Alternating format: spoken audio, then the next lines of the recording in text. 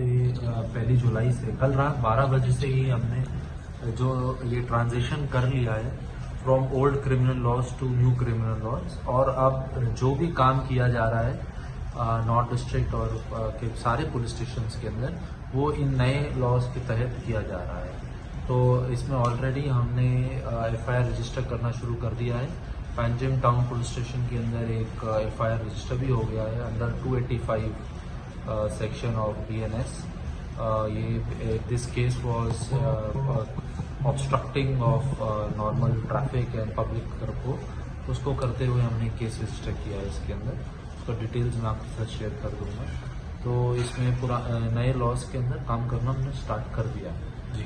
Sir, वो अभी ये जो नए लॉज इम्प्लीमेंट है वो सब पुलिस में उसका चार्ट लगेगा, ऐसा कुछ अवेयरनेस? इसके अंदर हमने पिछले 2-2.5 महीने से सब पुलिस कर्मियों को गोवा के और उसमें नॉर्थ डिस्ट्रिक्ट इंक्लूडेड है, स्पेशल ट्रेनिंग दी गई है इन नए कानूनों के बारे में।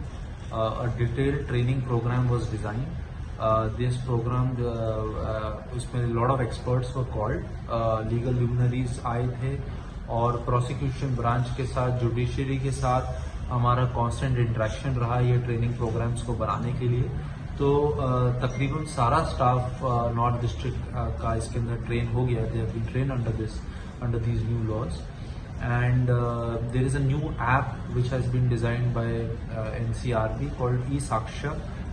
उसके तहत जो भी इसमें कुछ काम हैं जो उसके ऐप के तहत किए जाएंगे, तो उस पर भी ट्रेनिंग दी जा चुकी है और दी जा रही है।